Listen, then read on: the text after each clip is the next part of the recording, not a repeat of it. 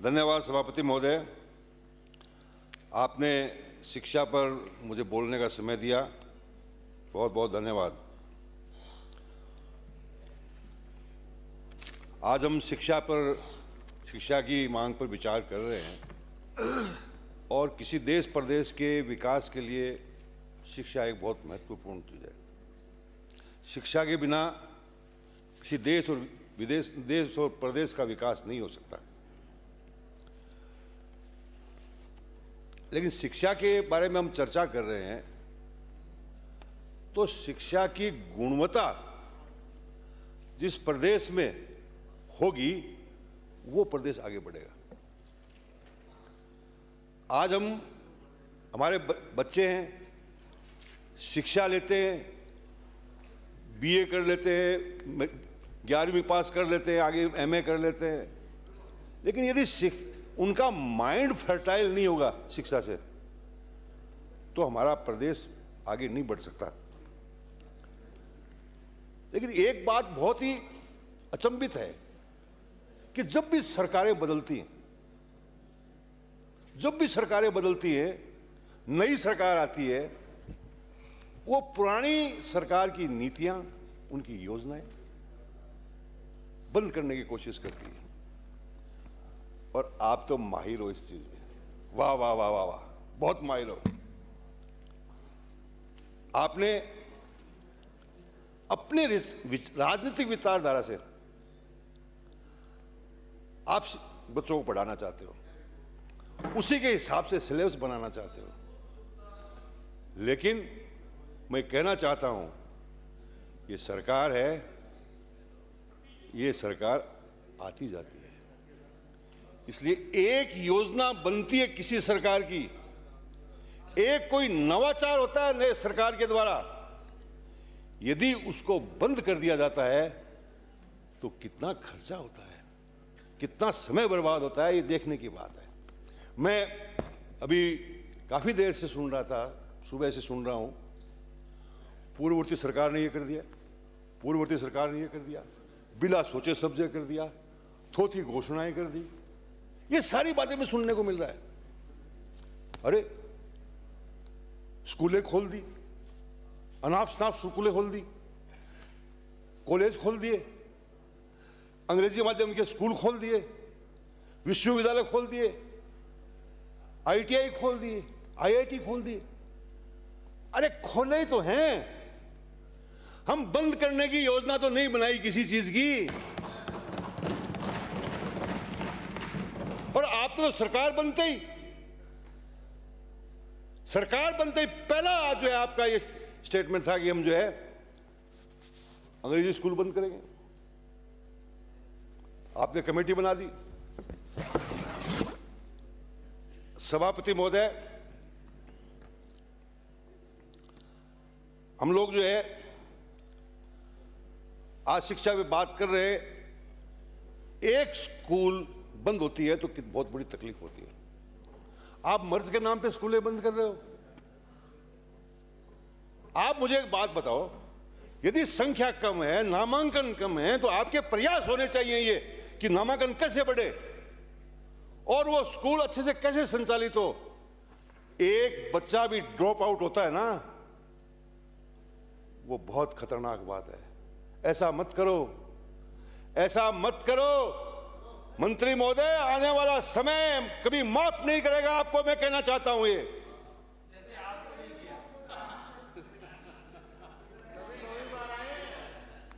हमने नीतियां बनाई,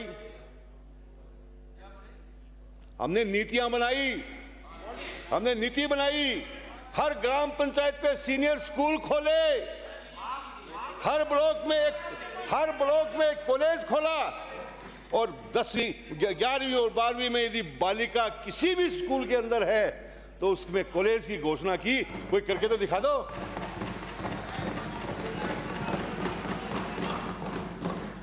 सभापति महोदय, महात्मा गांधी अंग्रेजी मीडियम, आज इसको बंद करने की बात चल रही है। मैं एक ही बात पूछना चाहता हूं मेरे साथियों से, सभापति महोदय, क्या एक गरीब बच्चे को इंग्लिश पढ़ने का अधिकार नहीं है? है उसको अधिकार। आज गरीब का बच्चा इस अंग्रेजी स्कूल में पढ़ रहा है। आप हम सब के बच्चे ना, वो प्राइवेट स्कूलों में पढ़ रहे हैं, बड़ी बड़ी स्कूलों में पढ़ रहे हैं। अरे आपके पोते और पोतियां कहां पढ़ रही हैं बताओ? आपकी पोते और पोतियां अंग्रेजी स्कूल में पढ़ रहे हैं, महंगी में। एक गांव का बच्चे के लिए स्कूल खोला, और स्कूल ऐसे नहीं खोला, स्कूल एक सोच के साथ खोला। सबसे पहले एक जिले के अंदर खोला, जब उसकी सफलता को देख करके एक ब्लॉक में खोला, उस ब्लॉक की सफलता को देख करके फिर जो है गांव में स्कूल खोला। और आप कहते हैं कि आपने स्कूल को जो है उसी स्कूल में खोल दिया। गांव की रजामंदी ली गई, गांव वालों के कहने पर इंग्लिश मीडियम स्कूल खोला गया। प्रयास ये रहे कि जिस गांव में 2 विद्यालय है उसमें एक अंग्रेजी खोले जाए, लेकिन डिमांड थी लोगों की। मैं कहना चाहता हूं, ये विचार छोड़ दीजिए आप, इंग्लिश स्कूल बंद करेंगे। नहीं तो मैं कहना चाहता हूं 5 साल बाद आप जाओगे, 4 साल बाद में जनता माफ नहीं करेगी आपको, माफ नहीं करेगी। एक आई मतलब, और पार्लियामेंट की बता दो।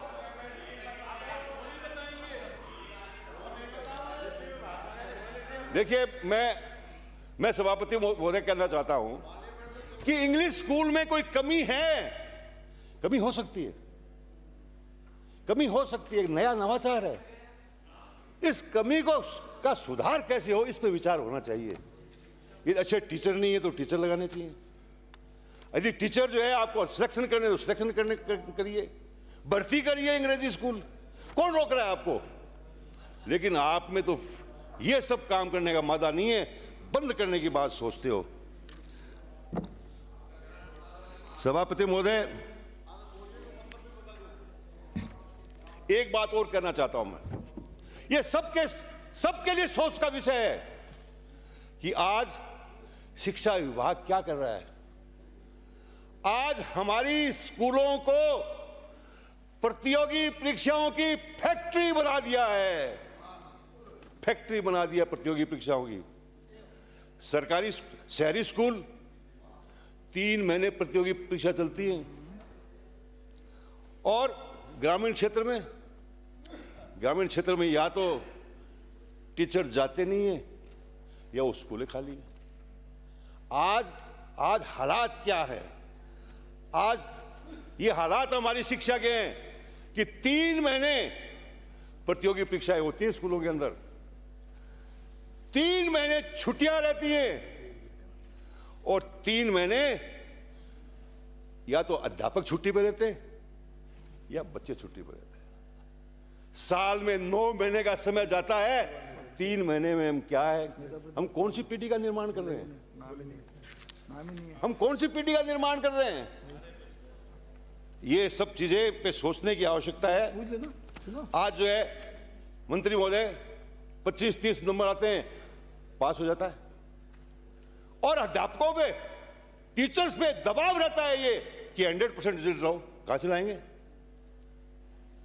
सारा काम तो जो है दूसरा करवा रहे हैं हम। कितनी सूचनाएं लेते हैं आप स्कूलों के अध्यापकों से, चुनाव कराते हैं, बीएलओ बनाते हैं, गैर शैक्षणिक कार्य में सारा समय बर्बाद होता है, और हमारा राजस्थान का बच्चा सफर कर रहा है। इसके ऊपर विचार करना चाहिए, ये मेरा निवेदन है। सभापति महोदय, सरकार बनते ही कहा, बड़े जोरों से कहा, हम 1 साल के अंदर अंदर सारे रिक्त पद भर देंगे। क्या हुआ? टाइफिस क्या हुआ बताओ? मंत्री जी बताओ तो सही, आप बहुत सीनियर सदस्य हो। 1 फरवरी तक माध्यमिक शिक्षा विभाग में 3,71,126 पदों में से 1,16,442 पद रिक्त हैं। आपके द्वितीय श्रेणी अध्यापक 8,332, लेवल द्वितीय के अध्यापक 4,387, लेवल फर्स्ट के 6,286 और शारीरिक शिक्षक के 1,184 पद खाली हैं। 20,000 पद खाली पड़े। सभापति महोदय, हमने स्कूल खोले, निश्चित रूप से खोले, लेकिन फिर सरकार बदल गई तो आपका काम क्या है ये बताओ मुझे। क्या आप कमी निकालते रहोगे हमारी? क्या पिछली सरकार ने ये कर दिया, पिछली? अरे आप क्या करने वाले हो? स्कूल हमने खोले तो अध्यापक लगाइए, आप कौन रोक रहा है आपको? आपको राजस्थान की जनता ने बैठाया है यहाँ पे, तो आप करिए ये काम। लेकिन हमने स्कूल खोले, पद भी स्वीकृत किए। 4 वर्षों में 6,273 सीनियर स्कूलों में 19,000 पद रिक्त हैं। प्रदेश में वरिष्ठ अध्यापक और व्याख्याताओं के 52,000 पद रिक्त हैं। आपने सबसे छोटी भर्ती लेवल 4,331 की निकाली है, जो 12 साल में सबसे छोटी भर्ती।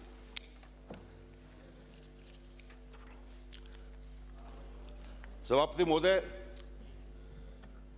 मैं अभी कॉलेज शिक्षा के बारे में बात करना चाहता हूं। हमारे उप मुख्यमंत्री जी बहुत भले आदमी और एकदम ग्रामीण क्षेत्र से जुड़े हुए व्यक्ति, लेकिन मैं एक बात पूछना चाहता हूं आपको कि कांग्रेस सरकार ने हमारे प्रदेश के बच्चे विदेश में जाकर के पढ़ाई करें, क्या उनको अधिकार नहीं है? हमने योजना बनाई, राजीव गांधी स्कॉलरशिप योजना बनाई, आपने नाम बदल दिया, कोई बात नहीं, बदलने के तो आपकी जो है, अब आप बदलते ही रहते हो नाम, तो यही काम बचा है, बस बदलिए। हमने 500 छात्र प्रत्येक साल भेजने का निर्णय था, आपने 300 कर दिया, कर दीजिए, कोई बात नहीं। लेकिन अब हालात क्या बने हुए हैं? आपके कमिश्नरेट के चक्कर काट रहे हैं लोग। 2024-25 में आवेदन तो आपने मांग लिए, लेकिन सूची क्यों नहीं निकाल रहे भाई?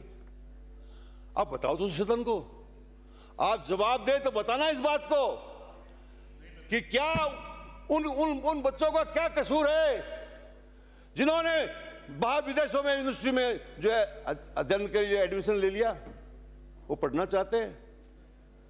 और आप कम से कम अपनी नीति तो स्पष्ट करिए। आप नीति स्पष्ट नहीं कर रहे हैं। आप सूची जारी करेंगे कि नहीं करेंगे, बता तो दीजिए आप। ये आपके सदस्य अभी बोल रहे थे, बोले विदेश में पढ़ने पे ज़्यादा खर्चा लगता है, क्या हमारे ऐसी संस्थाएं डेवलप करें जिनसे वहाँ नहीं जाए और यहीं पढ़ें? आप ही के सदस्य बोल रहे हैं। माननीय मुख्यमंत्री जी, ये ध्यान रखो, गुरवीर ने माननीय उप मुख्यमंत्री जी, ये बात सही है, ये बात सही है कि हमें भी ऐसी शिक्षण संस्थाएं डेवलप करनी चाहिए जहां हमें विदेश जाने की जरूरत नहीं पड़े। ये एक तो नीति हो गई, लेकिन ये तो सोच ही नहीं है आपका सोच ही ठीक करने का नाम तो है ही नहीं है आपके पास। आप तो बंद करना जानते हो, तो मैं आपसे निवेदन करना चाहता हूं कि हमारे बच्चे जो है, राजस्थान के बच्चे विदेश में पढ़ने से वंचित हो रहे हैं, उनका भविष्य अंधकार में है, उनके माता पिता बहुत चिंतित हैं। कृपया करके आप जो है इन बच्चों की फीस का भुगतान करा दें तो आपकी बड़ी बहुत बहुत कृपा होगी, बहुत बहुत बधाई देंगे हम सब लोग आपको।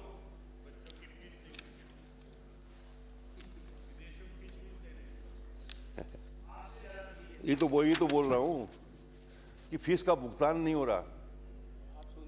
ऐसा नहीं है कि ये योजना आनंद फानंद में लागू की गई, इसकी कैटेगरी बनाई गई है, E1, E2, E3, ये कैटेगरी वाइज बनाई गई हैं और उस कैटेगरी के लिए आपने भी माना है।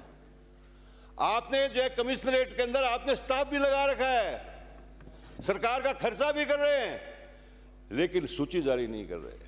आपके मन में क्या है मुझे पता नहीं। सभापति महोदय, मेरा समय हो जाएगा तो मैं नहीं, अभी नहीं हुआ। मैं मेरे विधानसभा क्षेत्र के बारे में कुछ बोलना चाहता हूं। मैं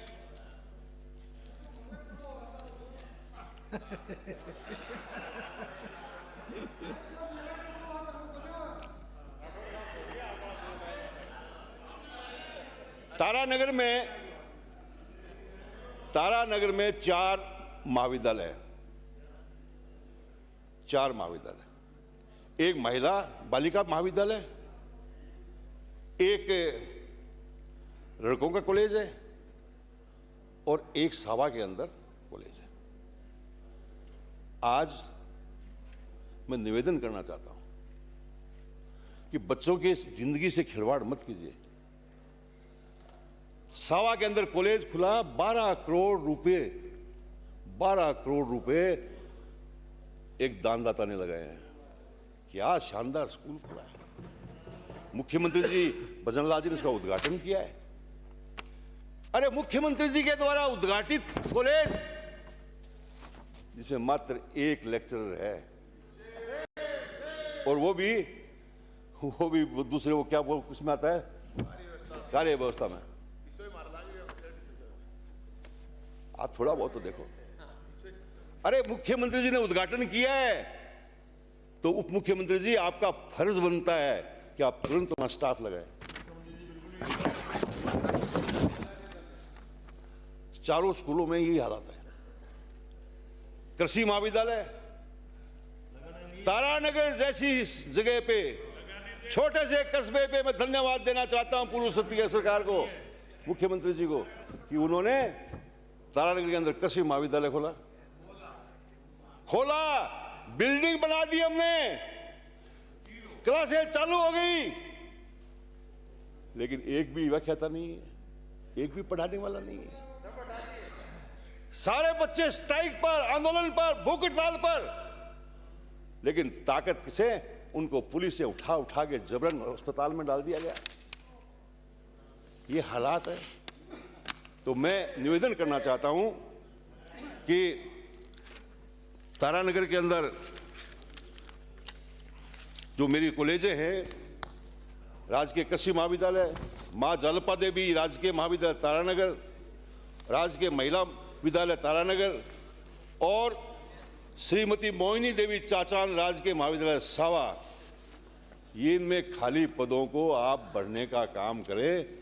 मैं ये निवेदन करना चाहता हूं और मुझे पूरा विश्वास है आप पर कि आप मेरी बात को ध्यान देंगे। आज स्कूलों की हालात जो है वो ठीक नहीं है। आज स्कूलों में कमरों की कमी है,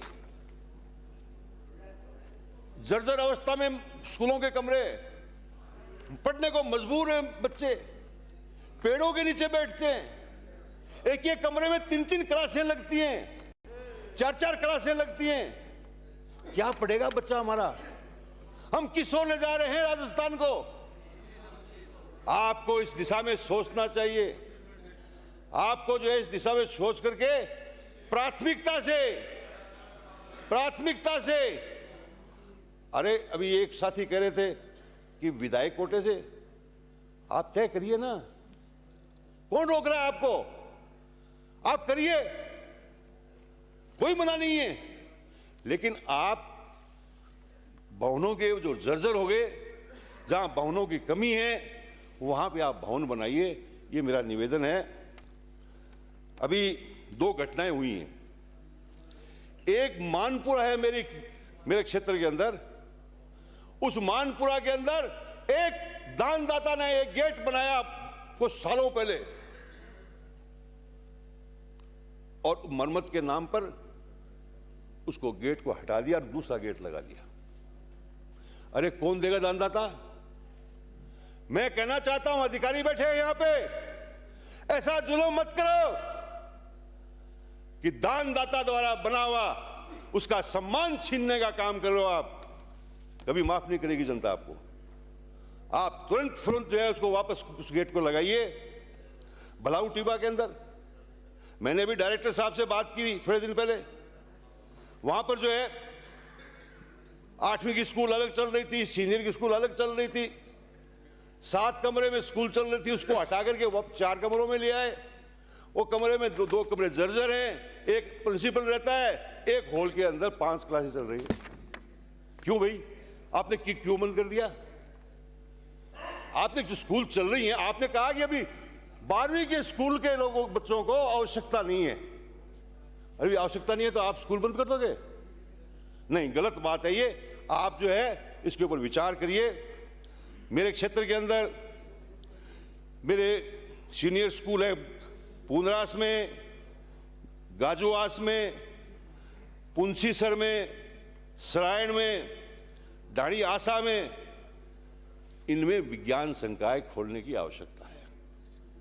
मैं मांग करता हूं आदरणीय मुख्यमंत्री जी से और हमारे शिक्षा मंत्री जी से कि जब भी आपके संसाधन हो, जब भी आप जो है स्कूल खोलें तो ये इन स्कूलों के अंदर विज्ञान संकाय खोलने का काम करें। हमारे बास सरायण, अभयपुरा, झांझनी, यहाँ जो है माध्यमिक स्कूल खोलने की आवश्यकता है। लोगों की बड़ी मांग है। मैं मांग करता हूँ आपसे कि आप मेरी इन मांगों को पर ध्यान देंगे। सभापति महोदय,